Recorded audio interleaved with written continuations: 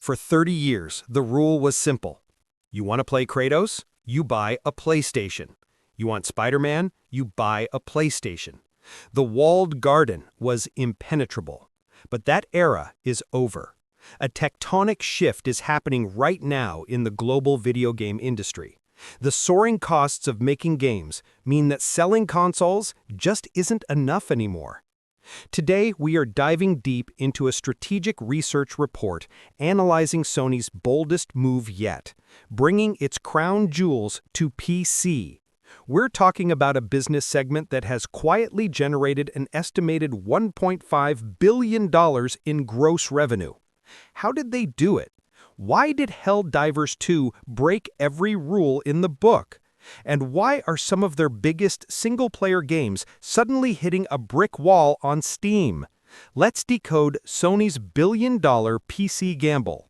It started as a cautious experiment in 2020 with Horizon Zero Dawn. But what began as a side project has exploded into what reports call a critical billion-dollar business. This isn't just pocket change.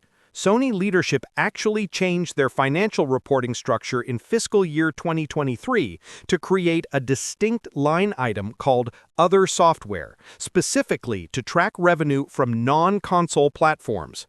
They know this is now a vital revenue channel. Let's follow the money. Reports indicate PlayStation Studios titles have generated $1.5 billion gross on Steam over 5 years. After paying Valve their Steam tax, which drops to 20% on big earners, Sony is pocketing roughly $1.15 to $1.2 billion in net revenue. But here is the strategic genius. Selling PS5 hardware often yields low margins. Porting an older game like God of War to PC, the development costs are already paid for on console. The cost of goods sold is extremely low, making this essentially free cash flow that contributes directly to operating income. It's a cash cow. But if porting old games was the steady income, 2024 brought an explosion that changed everything. Helldivers 2. This game didn't just succeed, it was an outlier phenomenon. It sold over 12.7 million copies almost instantly. But look at this stat. The number of copies sold on PC was reported to be double that on PlayStation 5. Why? Because it used a day-and-date strategy, launching simultaneously on both platforms. This created a massive network effect, fueled by internet culture and memes, generating nearly $400 million on its own. It proved that for live service shooters, PC is the true home turf. But this massive success also taught Sony an expensive cultural lesson. In May 2024, Sony tried to force PC players to link a PlayStation Network account. The PC community revolted.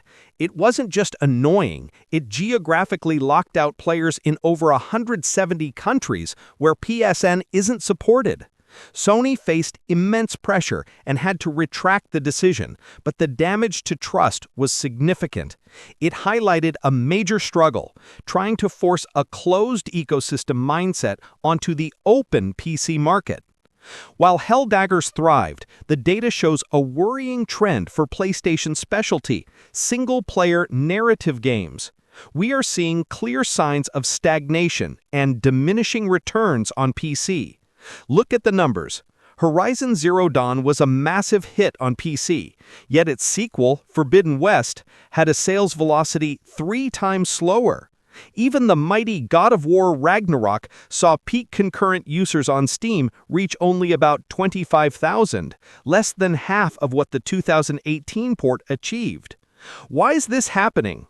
The analysis points to 3 things. First, the novelty is gone. Sony games on PC are now the new normal. Second, PC gamers are patient gamers. Sony's strategy of delaying games by 2 years has trained them to wait for deep Steam sales rather than pay full price for old games. And finally, the double-dip group, people willing to buy the game twice, is shrinking, especially as the graphical gap between PS5 and high-end PCs gets smaller.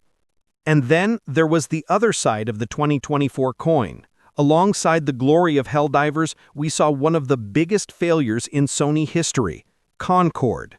8 years in development, hundreds of millions in budget. It launched day and date on PC and PS5 and failed catastrophically. The peak player count on Steam never even broke 700. Servers were shut down in 2 weeks. The failure of Concord proved that simply being on PC doesn't guarantee success in a saturated market. To navigate this, Sony leadership has formalized a dual approach. Under CEO Herman Hulst, the plan is now clear. Live service games launch day and date on PC to build necessary communities, but massive single-player titles will still have strategic delays of 18 to 24 months, hoping to use the PC port as a marketing tool to tempt gamers into buying a console for the sequel. 2025 is going to be pivotal, with Spider-Man 2 hitting PC in January as a critical test for single-player sales. Sony has successfully unlocked a billion-dollar revenue stream from the Wild West of PC. But the easy phase of picking low-hanging fruit from their back catalog is ending. With threats like handheld PCs and Steam machines rising, the old strategy of holding games hostage to sell boxes is weakening.